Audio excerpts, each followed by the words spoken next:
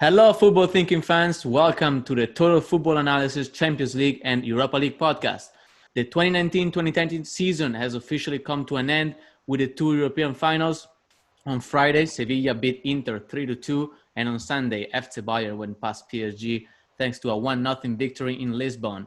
We're going to take a close look at these games with our TFA team, which you already know at this point. I'm your host, Daniel Proc, and I'm joined by professional footballer for North Carolina FC and teammate of mine, Alex Comzia. Alex, how about your compatriot, Alphonso Davies, lifting the Champions League trophy, the first Canadian to do so? How does that make you feel? We're all very proud as Canadians. Like you said, he's the first Canadian ever to lift the Champions League trophy. And at 19 years old, he already might be the best Canadian to ever play the game. I would argue he's played at the highest level, playing for being a starter at Bayern and being Bundesliga Rookie of the Year and winning the Champions League. So we're all very proud of him. And they are already labeling him as the best left back in the world, but we'll have time to discuss this. Joining us is also EPL podcast host Chris Mumford. Chris, your man or your alpha man, Romelu Lukaku, had quite of a bittersweet final, which was more bitter than sweet. Eventually, how sad were you to see him netting that own goal? Yeah, I mean, I'm going to be honest with you. I don't feel bad that so much about the goal is that breakaway situation he had that that keeper really came out strong on. But tough day for Lukaku and Inter. But hey, next year starts in just a few weeks. Always hope. True that. And finally, let me welcome back on the show football analyst Scott Martin.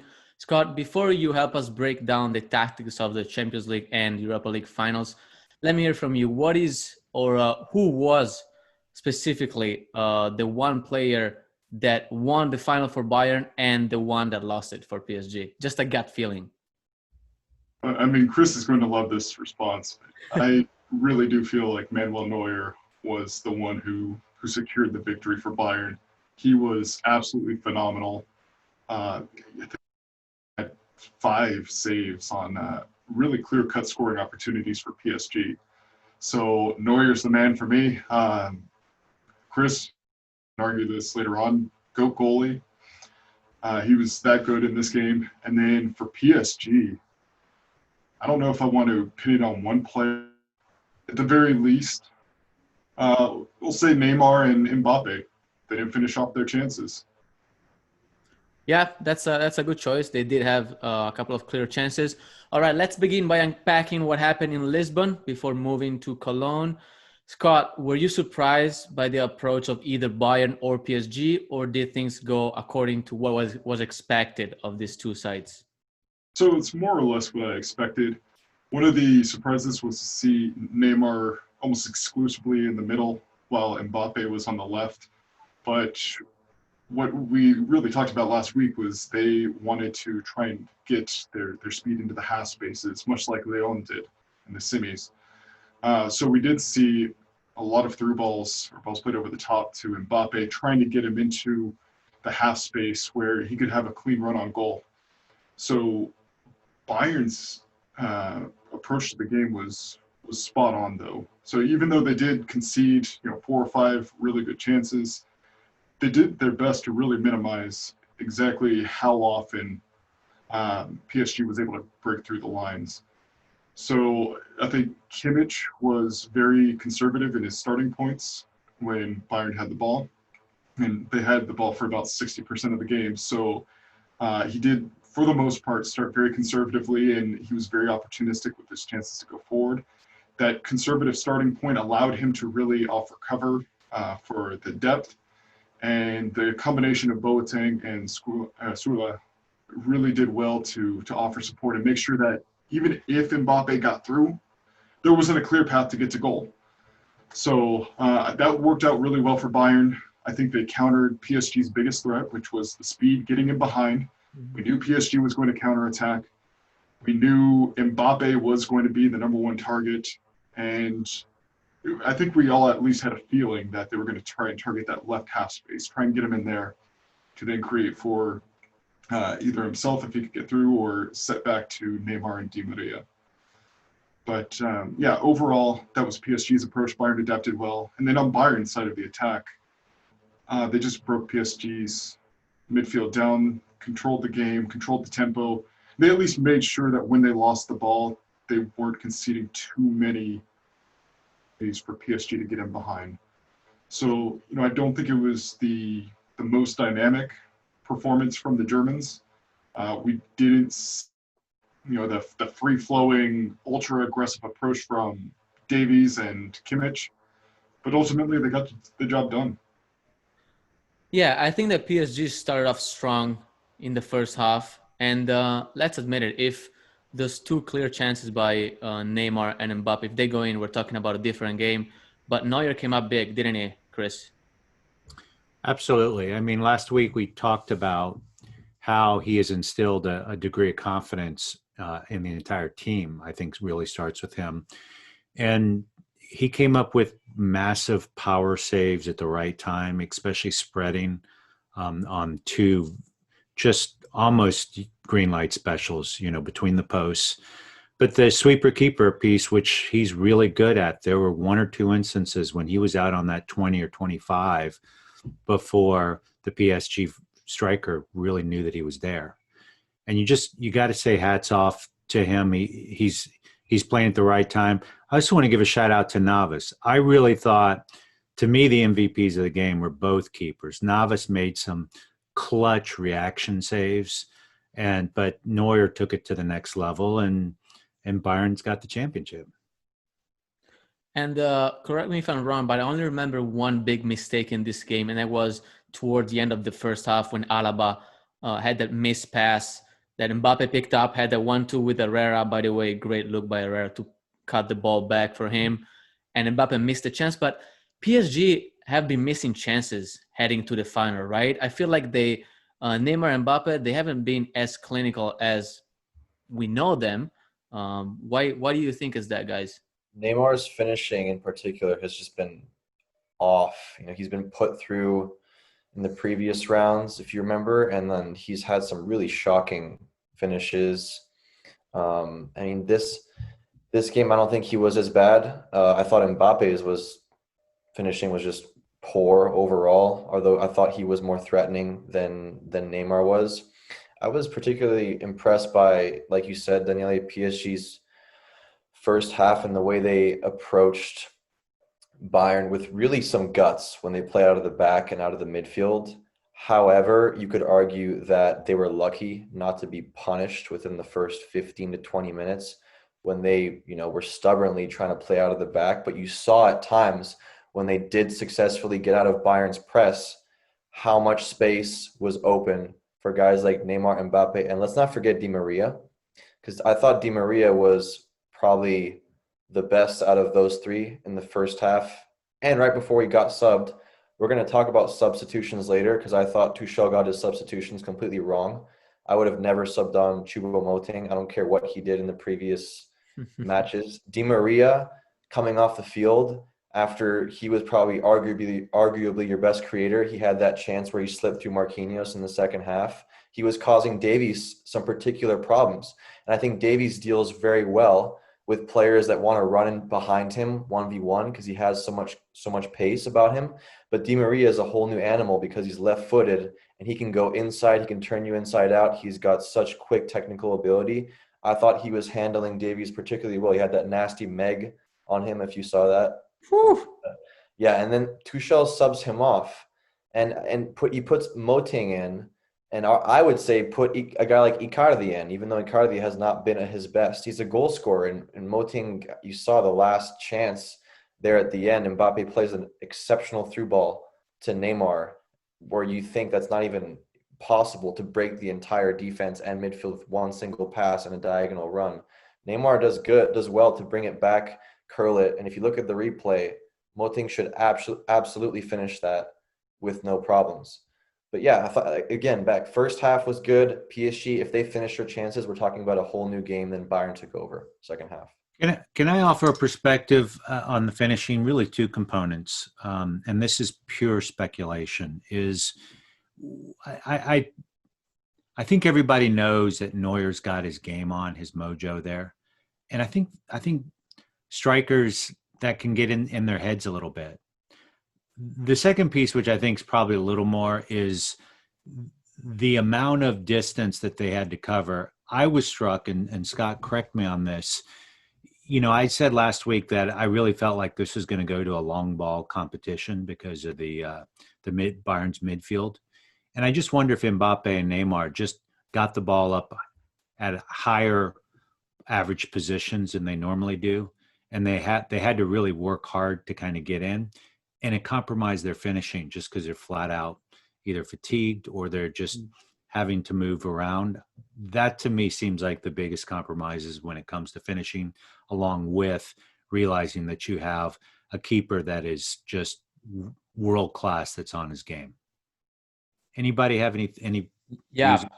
So if you take some still images of the game, the first half, you do see sometimes Mbappe and Di Maria kind of lining up with their fullbacks, almost in a line of 6, because you can tell that they were instructed to do defensive work.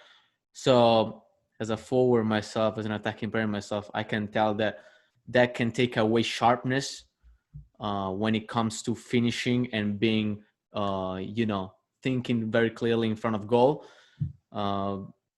Chris, that save on Neymar, how did that happen? It hit Neuer's calf, and then he hit his backhand, somehow didn't go in.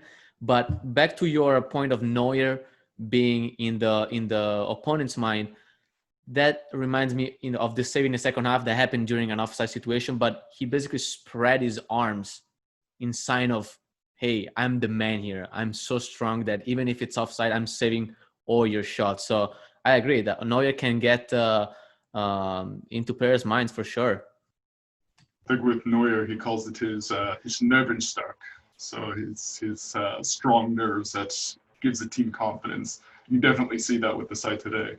But back to Chris's point about the lower starting points for Neymar and Mbappe, one thing we saw in particular was that those PSG fullbacks, those outside backs, they were pinned deep. And typically, those are the two guys that are offering width higher up the pitch. And as they move up the pitch, that allows Neymar, Mbappe, and Di Maria to stay a little more central and higher up the pitch. But they didn't have that in this game.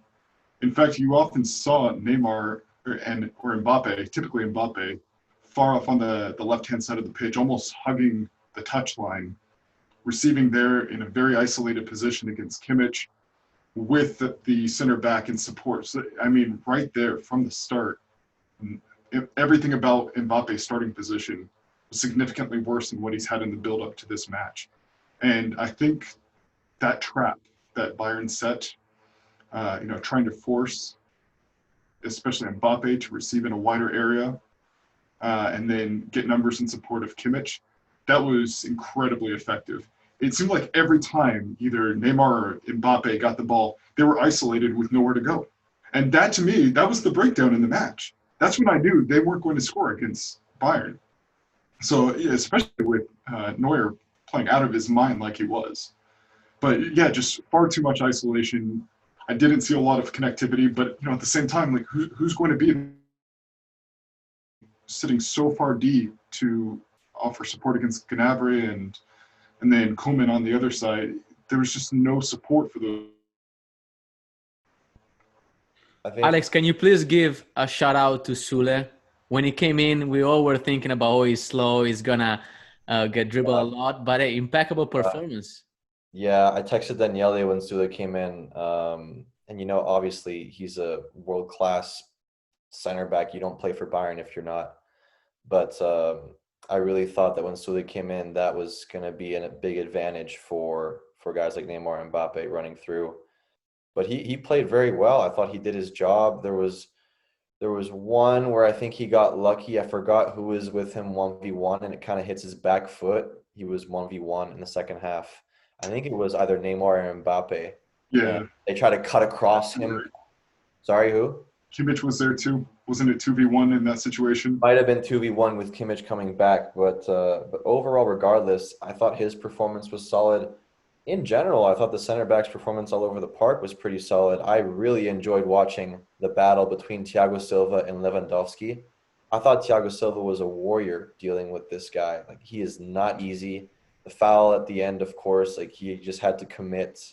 Lewandowski, if you remember the first half, he has a couple half chances where the ball gets curled in by Davies, and he turns with the ball's bouncing. It's not easy to control. He's able to control it with his left and spin and hits it off the post.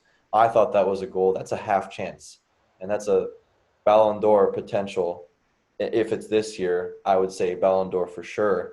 Type of player making those plays. There's another one where the cross comes in from the right, it deflects, and he somehow gets in between Kimpembe and Thiago Silva and gets the head on it. Navas, like Chris was saying, makes the play. I did also think, though, that there was a potential PK at the end there. What did you guys think on Kehrer versus Coman, who, by the way, Coman was giving this guy nightmares all night? Yeah, I think that when you're running at that speed, even the minimal touch can get you off balance. So I think that he was put off balance by was it Kemper with his hand? Kehrer, yeah. Yeah, and Kehrer, sorry, and I think there was a potential for a PK. The VAR did not label that as a clear and obvious mistake, so it's fair that we moved on. But guys, you know what I want to talk about? What I want to talk about Kingsley Coman's goal in the 59th minute. He's the only player to have scored against a former club in a Champions League final. And I want to talk about it because there's a little bit of everything. There's some magic. There's some real connection between the Bayern players and some defensive mistakes that Alex will help us unpack. So the ball, that's how the play begins. The ball comes to Thiago, and he finds Kimmich with a through ball. But Kimmich, who played as a right back, he was inside. He wasn't, usually fullbacks, they spread out wide when they're holding midfielders has the ball. Instead, he drifts inside and receives a great ball from Thiago. Now he's facing forward. He passes it wide to Gnabry. The ball gets bounced back to him after a touch, I think, from Muller, and then delivers a ball on the far post, to which Coman puts his head to give Bayern the lead. But Alex, what happened there? Because Kehrer, he had two men to mark. He had Lewandowski and Coman to worry about, because we know that Thiago Silva stepped on Muller previously. How that happened? Right, and if you go back, the ball's exceptional from Thiago. He breaks, I think, two lines with it. Kimmich, who is very familiar with playing inside at midfield, makes a exceptional, pretty easy move, but it's at the right time. And he breaks the line, he's going forward, and like you said, you described the play. Now when Kimmich gets the ball, I think it's Muller, like you said, who lays it off before Kimmich gets the ball for the cross. Muller attracts guys, and Thiago Silva and Kimpembe, in my opinion, are too focused on the service, and they're not focused on the numbers in the box, which leaves Lewandowski and Coman at the back post with Kehrer. However, I don't put the blame all on Kehrer here. I do think personally he can do better in this situation. And here's why. The play is already broken down. All right, so now you're facing a cross. The only job when you're dealing with a cross is to get there first and clear it out. Again, that's easier said than done. Now, when he sees the ball being served by Kimmich, there has to be a judgment there of where the ball is going to end up. In my opinion, as soon as Kimmich hits this ball, it's clearly not going to go to Lewandowski, who is in front of Kehrer. And in my opinion, Kehrer steps too hard on Lewandowski. He should see that it's going to go over to the back post. And again, easier said than done. In my opinion, he should just take a step back and flick it on away from Coman, who's not great in the air either. He doesn't even jump that much. I think he just hits it. And you can see Kehler's there. It just goes over his head, but his foot movement is not good. He's too tight on Lewandowski. I do argue that he should do better there, but again, it's a difficult situation that, in my opinion, he shouldn't be put in the first place. So who was it, Kimpembe or Thiago Silva that should have Thiago recognized Silva. the situation? Thiago Silva's on the right. He should slide over, and he's watching the ball. You can see it. He's too focused on the ball. He's kind of stepped. Kimpembe's even kind of stepped into no man's land as well. Kimpembe is not really marking anyone either. So it's a lack of awareness And I know Scott's got something. Yeah. So yeah, Alex, just to back up your point, when you look at Kerr's body orientation leading up to the cross, you can definitely tell that he is focused entirely on Lewandowski. Right. He's got his back to the sideline, which happens to be where Coman is. He is not ready to defend that back post. Right. So even just a slight pivot with his body orientation, that allows him to get that movement, have the footwork that he needs to backtrack and get the touch. But I think this is something that Flick and Bayern noticed at the end of the first half, that PSG was really overloading near the ball, especially at the near post. They didn't really show much of an initiative to defend in the half spaces. Really, they wanted to make sure that they controlled the central channel, that zone 14. And so they wanted to make sure there were no easy opportunities from there, and then they could trust Navas to deal with any shots coming in, especially if they were from distance. Thing I noticed both at the end of the first half and then on this goal is that they left the back post unbalanced. Right. So the Bayern, especially with Leon Goretzka's runs, because he was really, I think, the key to sending that cross. When he made his runs into the box, that was all in. Because his runs were largely untracked, and especially at the back post, Bayern was getting a lot of 1v2s, V2s. So, I mean, they had so many opportunities, and PSG did not adapt. And the center backs were just far too aggressive with the goal. And I really didn't like that approach, but I do think that's something that Bayern picked up, and they started targeting going into the second half. So you can see on this goal, I mean, especially with Goretzka's run, Kerr's 1v3. What's he supposed to do? Center backs have totally overcommitted. Yeah, these are unselfish runs by Goretzka. Muller has done a lot of them. They make a difference because they open up spaces, right? They make defenders, they force defenders to make a choice because they have to follow you now, and the space opens up underneath or behind them. So definitely a good analysis. Chris, as soon as that header, as soon as that ball hits the ground and picks up speed, there's nothing that Navas can do, huh? No shot. I mean, you could make the argument that Navas could have been out a yard further, but I don't really feel like he could have done much. It was too far out for him to really go out and get. And let's face it, at 6 foot, you're not going to go out and be super aggressive in that. If you're 6'4", 6'5", maybe. But I really think that I wouldn't blame the defender in that situation, because you got a guy that scored 55 goals in front of you, and you're thinking, oh, I should be in front of him trying to block this, to head this out.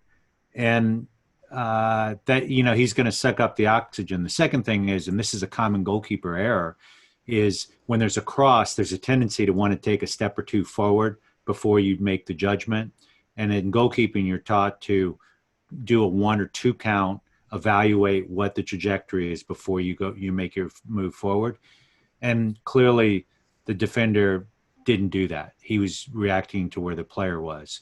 So, I think that when he heads the ball down, it more or less, and it bounces off the ground, it more or less completely takes the keeper out of the equation. And I hate that strikers know that dark secret, right? I want them to hit it chest high or waist high, so I have a chance to just lift up my hand and deflect it. But clearly, someone was briefed right for that goal. I thought that the form of the header was quite funny, wasn't it, by Coman? Yeah, it was kind of like hope. It was kind of hope. He has like a lot of hair, and he kind of just closed his eyes and did the movement, but it doesn't matter. It goes in at the end of the day. There's a couple other things I wanted to highlight. I didn't think Verratti made a good impact when he came in. I thought Paredes was pretty good, and that's why, again, I think the substitutions weren't great. I mean, Bernat coming off, I got it. I think he had to come off for injury purposes, I believe. But we've talked about Icardi, Moting, the Di Maria situation. And just in general, I thought discipline won on the day. and we know that to be Bayern's trait is ultimate discipline combined with, their technical ability, combined with the energy they bring.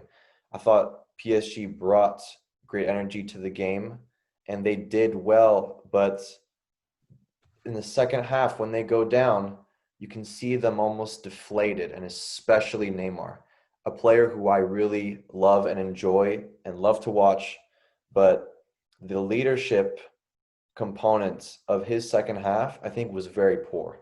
And this is the guy who is the difference maker. This is the guy who everyone's looking at to make a difference on his team. And it seems to be when they go down, he thinks the whole world is going against him, and he starts making these plays that put him in very poor situations. For example, coming even deeper for the ball, and instead of dragging players that he knows pressure's coming, he just holds on to it a little too long, in my opinion. And it's a double-edged sword, because in the previous games, those are the things that made him exceptional. He would meg a guy and then run through. But I'm sorry, you're playing against Bayern Munich. You're not playing against the Atalantas of the world. That's not going to happen. Hey, show some respect here. You're not going to – I'm sorry.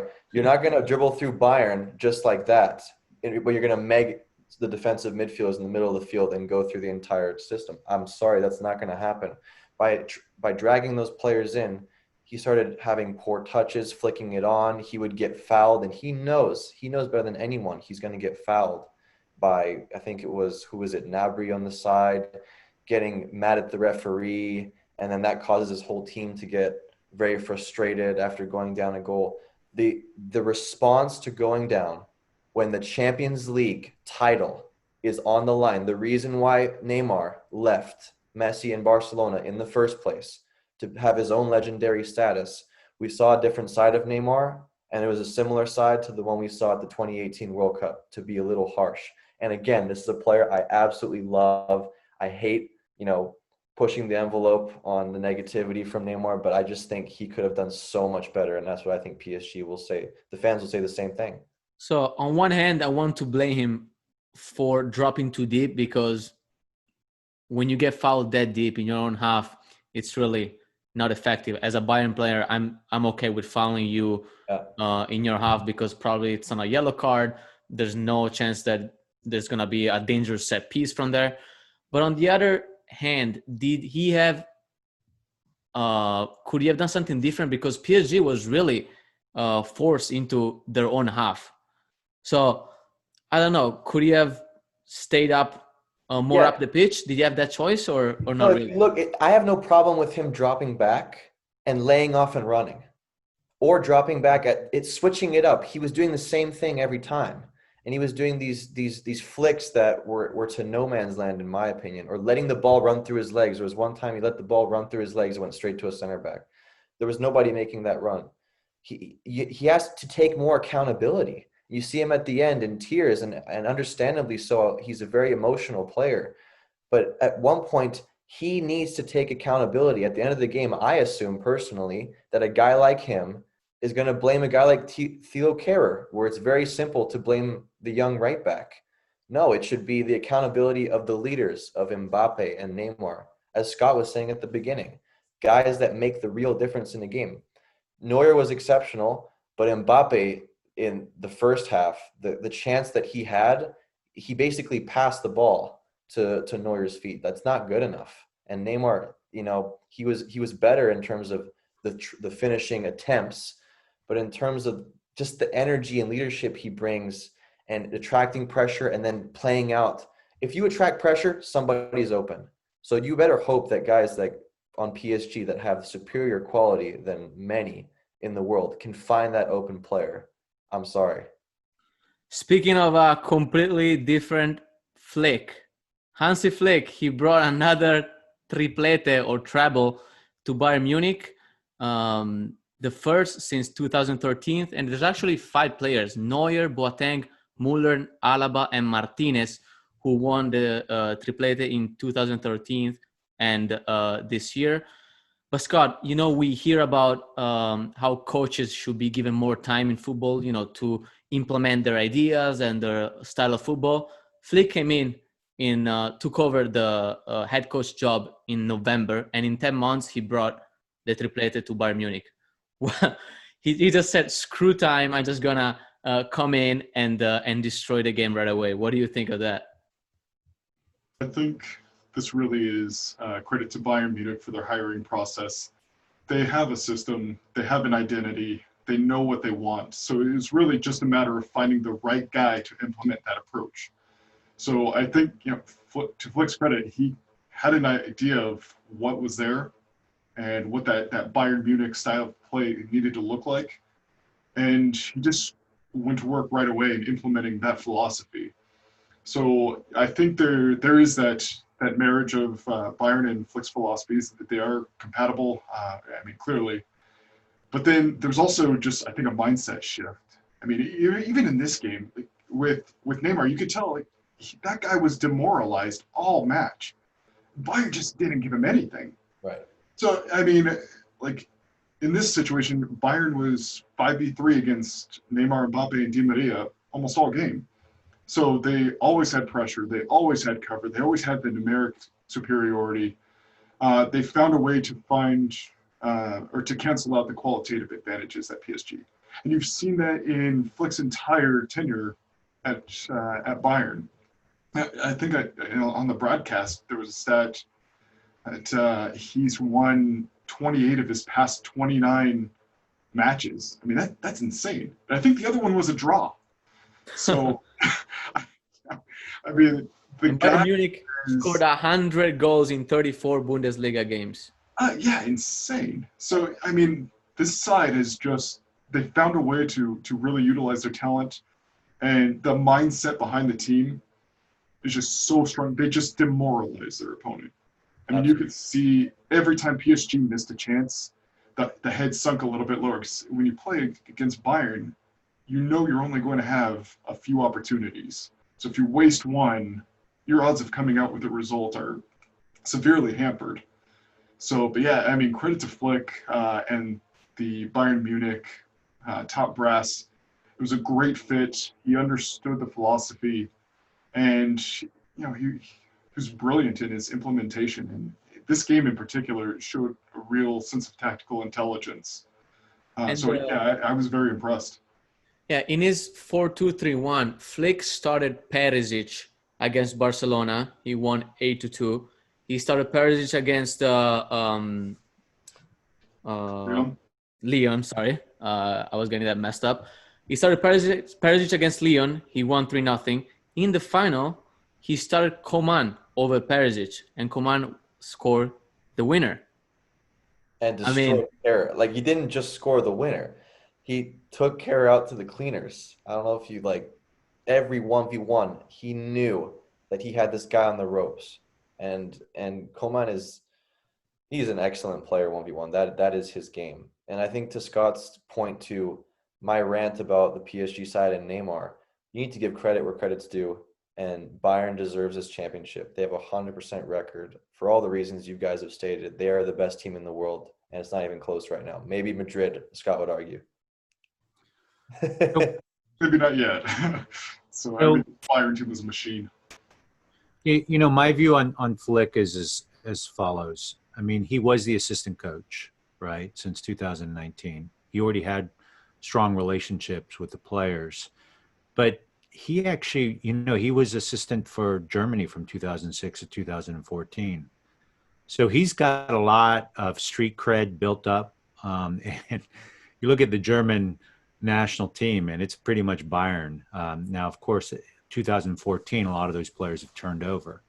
So he had the street cred, the system was in place, and you have great players. And if you believe the Pep Guardiola, having a great team is easy, just have great players, right? So, they just needed some player or some man management capabilities, and Flick really raised up to that account. And where I want to give credit, though, is Bayern Munich won, I thought, playing poorly compared to how they've been playing in the last 4 or 5 games. This is probably the worst performance they've had in all of their Champions League games. And they still won, right? And you got to give credit to teams and coaches that can still win when they're not necessarily crushing it. this was not the game that I signed up to watch, right? 5 shots on goal. Bayern dominating 63% possession compared to 37% PSG. That to me is not I wanted fireworks, but the fact is that Bayern was able to adapt. They took what they could get out of it, and they eked a win. So hats off to him. Hats off to Bayern. The system did beat the superstars, even though the system really does have some superstars in there as well. I don't know, Chris. I think that Bayern looked pretty solid, especially in the second half. And there were a couple of chances, a couple of occasions in the first half where they got exposed on 1v1 situations. But even there, Kimmich was able to make the blocks that he had to make. Neuer made saves. It's a final, and I don't know, saying that they didn't perform, it's tough because eventually they didn't concede any goals against a PSG team that arguably has the best front three in the world. Like, I love you. Trio. I love you, but 3 shots on goal is what PSG did for all that effort. So I get that a lot of soccer is not about shots on goal, but you've got to create dangerous opportunities. And I just felt that if we'd asked anybody on the panel or anybody in the soccer world, hey, what do you think about the game being 1-0 on Sunday? We would have said, no way. That's not going to happen, right? And I just I didn't feel like the dangerous free flowing opportunity that Bayern just to go get it. I mean, they've been winning by 3 or 4 goals on average for the last 4 or 5 games. I mean, it's been crazy. And then for them to eke out a 1-0, kind of a 1980 score with 5 shots on goal, I don't know. That doesn't do it for me. All right, Chris, I'll take that as a hint to move over to a different game that saw 5 goals. And fireworks. Yeah, let's talk about the fall of Lukaku's Inter, Chris. Sevilla clinched their 6th Europa League titles, the most of any. And, you know, Sevilla haven't lost a single UEFA Cup or Europa League final. And that's the only 100% record that you can find in any European competitions. That's pretty impressive. Let's begin by talking about the first goal because it happened after 5 minutes of play. Lukaku was sent on the run by a pass by Barella, and I would argue that his first touch didn't look as great because Diego Carlos seemed to be in front of him, but then Lukaku has so much, I don't know, kinetic energy, and he was able to get in front of Diego Carlos, head toward the box, and then Diego Carlos just clipped his Achilles and caused the PK. Anything to highlight about that play? Scott, I saw you tweet that we were prophets last week. We teed this up pretty nicely. Nailed it. I mean, we talked about the 2 undersized center backs and Lukaku being a nightmare matchup. And like the first goal, 5 minutes in, you could see Diego Carlos is all like he's asking for a piggyback ride, basically. He's doing everything he can to bring Lukaku down before he gets to the box. And then 10 yards later, he finally manages to step on his calf or his Achilles. But at that point, it's too late. He's in the box with this. And I would argue foul him before he enters the box, but I think he tried. But Lukaku is just not easy to take down. He definitely had the position. He definitely had the position on Lukaku to start out with. Like you said, his first touch, you'd say, if you just paused it where his first touch happened, you'd be like, nice done. Bad touch. You'd say the defender has the advantage here. He definitely should get to the ball first. I mean, the straight line path is the quickest path, right? Nope. Lukaku goes around him, pushes him off, throws him on his back, says you want to ride. Yep. And then brilliant. And then he to even end it off. He finishes the PK. A brilliant play by Lukaku. And Lukaku, with that goal, he tied Ronaldo's record. I'm talking about Ronaldo Fenomeno for most number of goals in a debut season for Inter Milan with 34. Ronaldo recorded that record in the 1997-98 season. But unlike Lukaku, Ronaldo was able to win the UEFA Cup that year. versus Lukaku, just lost it. So that would have been quite a story. What about the following goals? We have to revise headers and set piece defending here. Huh? Yeah, I was just saying before that I think De Jong has a 99% heading on FIFA now. I mean, he must be, especially attacking headers. I mean, this guy's impact on the Sevilla team has been exceptional. Wouldn't be surprised if he goes to Barcelona next year with Coman there.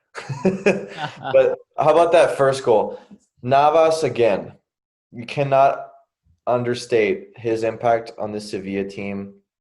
A brilliant ball again, like we saw against Manchester United. The connection happens, and De Jong has really great movement. Daniele, I think you'd really appreciate it. I'm sure you did. And the way he manipulates the space and he pushes Godin to go to De Jong's left and then gets in front of Godin for the diving header. I thought it was a really poacher type of goal.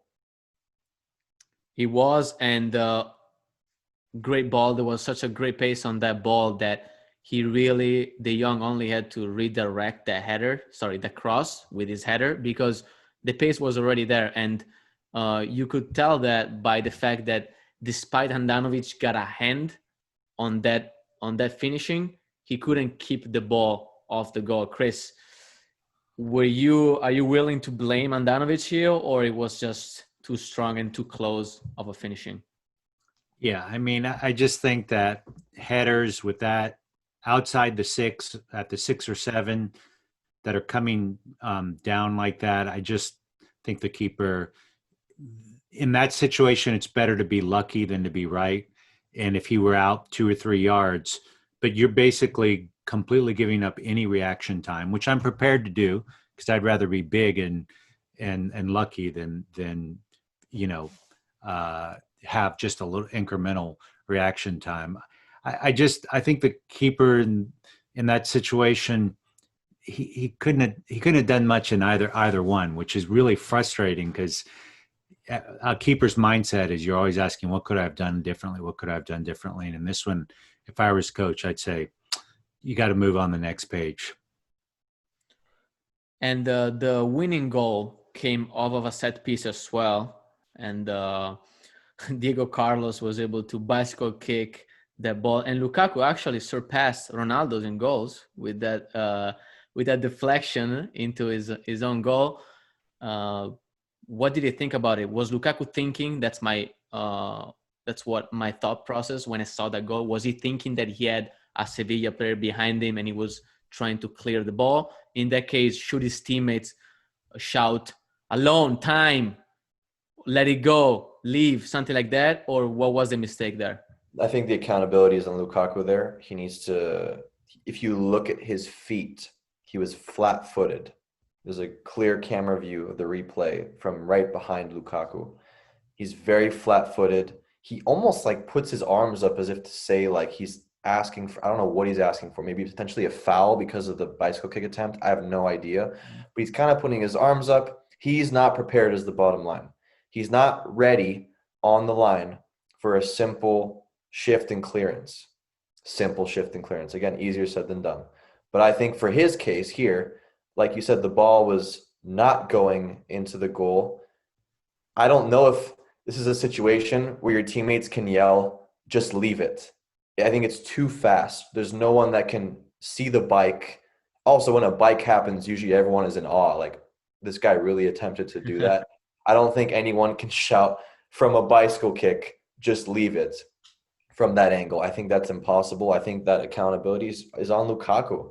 And yeah, it was super unfortunate or not good enough. Yeah, it was similar to what happened in the Champions League final with Thiago Silva clearing Coman's volley, if you guys remember.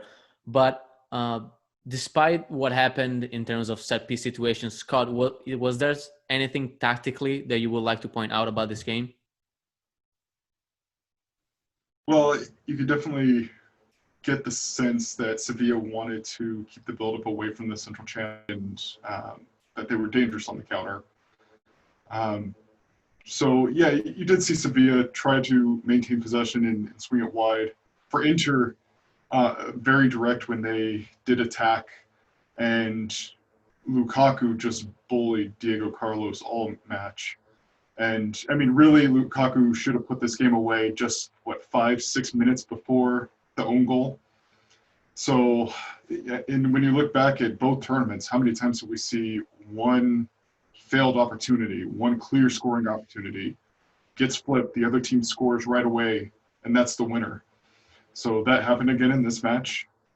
And I think ultimately Lukaku will be disappointed, even though for the whole game he actually really played well, and I think he was the focal point to Inter's threats.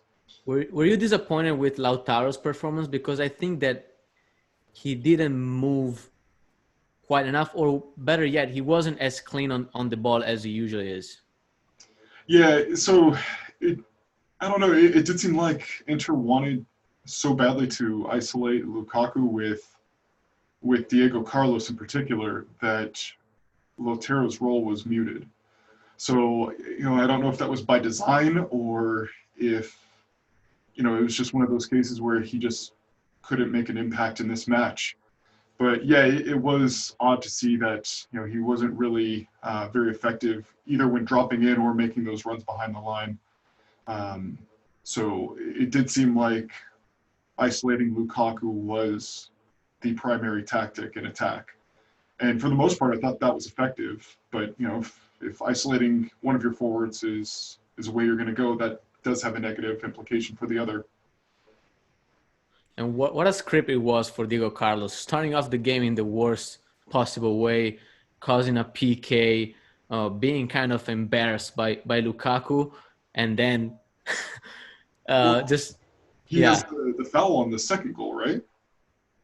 So on the second Inter goal, I think he Lukaku again on that right. one. So yeah, I mean he was really poor all match. All of that's forgiven. How good was that second goal from De Jong though? Like that difficulty, it's the only place he could put it, in my opinion, and score that goal, Chris, on the back post from that angle. When you look at the replay, it's even more impressive to get that much lob. But you think about it, you're like, can the keeper get it? Oh, it's perfectly hit with his head. This guy is, like I said, 99 heading. Yeah, no, those are the sort of things you just, as a keeper, you just shake your head. I mean, you can't even overthink that, right? I mean, it was so beautifully done. And his angle of attack was really first rate on that. But that's kind of how soccer is, right? I mean, you come in at that angle attack. Lukaku on that thing that he screwed up on the breakaway situation, the ball had bounced a little bit high, and he didn't have an opportunity to put it right on his foot. The other keeper had the wherewithal to step out and cut the angle off really well. And I just think the Lukaku piece on, if someone kicks a ball towards you and you have no reaction time, particularly if you're shocked that they were idiots enough to try a bicycle kick, you're just going to stick your foot out. And, I still would love to see the overhead shot, which I never will, because I think that ball is still going into the side panel. No, it's not. But I disagree. I saw that camera angle. It's not going in. Yeah. So, all right. Well, you're right. Lukaku is the leading first-year scorer of all time. Ronaldo. Beats out Ronaldo. That's right. So, I mean, I will tell you, this match I loved. I mean, it's funny. I don't even think my popcorn had stopped popping on the oven before that first goal. I didn't have a chance to get settled. And the first half was mesmerizing, in my opinion. Right. Second half, not so much, right? But still, there were 10 shots on goal, twice as many as the Sunday game, right? And it's just, I found it much more easier on the eye. So soccer's a cruel game. You know what? If you're Sevilla, it's a great game. I mean, Sevilla did exactly as advertised, right?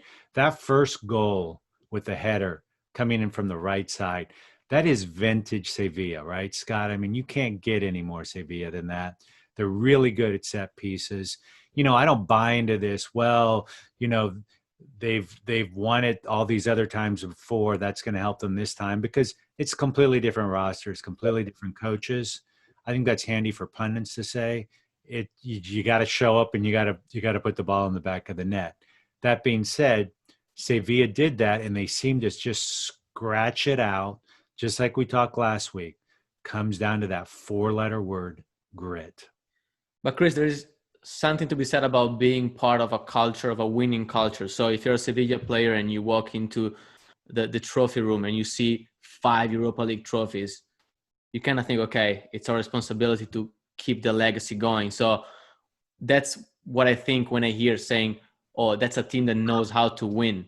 Historically, they know how to do it. The club knows how to put the players in situations to win. But going back to the second half, Inter had some chances to score. And I want to bring up again the point from last week when we said that Sevilla was very good at blocking shots against Man U.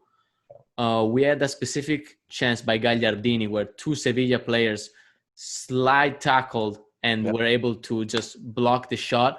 And that's when I see that, I think of one of the most basic principles of football, which is position yourself between the guy that has the ball, the opponent has the ball, and your goal. And you're never wrong because you're just in the line of shooting or passing. And another great save was the goal line save by, I don't remember who, but It was Kunde. There was that kind of scramble situation when Sanchez was able to get, I don't know if I would call it a shot, but a shot off, and Kunde saved the goal on the goal line. So Sevilla, right?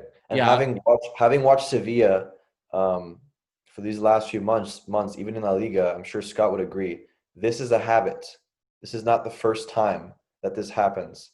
That is absolutely instinct for guys like Kunde or whoever was sliding in on that one play. That I remember distinctly Kunde being the one to block a Messi free kick on the line against Sevilla versus Barcelona. I'm telling you, this Sevilla team, if they can keep this same roster, maybe add a couple of additions, they could be, in my opinion, a force to be reckoned with in Champions League and maybe even compete for a second place, because I think Barcelona is not going to be in the top 2 anymore next year in La Liga. I'm telling you. What's the rumor that you heard about Barcelona? No, I don't want to spread rumors live on air, but rumor is Messi might go to Inter Milan. Who knows? He might have bought a house in Milan. My friend, Little Bird, told me. With Max Allegri as a coach, you guys know how much I appreciate Allegri. So if that happens, I mean, there's no chance for Pirlo's Juventus. I'm sorry. But that's a talk for another season. If that happens, guys, anything else you want to add? Or I'm kind of sad that we're going to wrap up this year, this 2019-2020 season. It's been a pleasure, guys. It's been a real pleasure. Thank you, guys. We've got a long wait, all of 3 weeks or 4 weeks. So, well, I'm gonna miss you all in these 3 weeks. They're gonna look like 3 years. So, thank you, Chris, Scott, and Alex, for your perspectives, guys. As you just heard, we'll be back in 3 weeks with La Liga, with Serie A, with Champions League, and all the good stuff. For now, thank you so much. Arrivederci.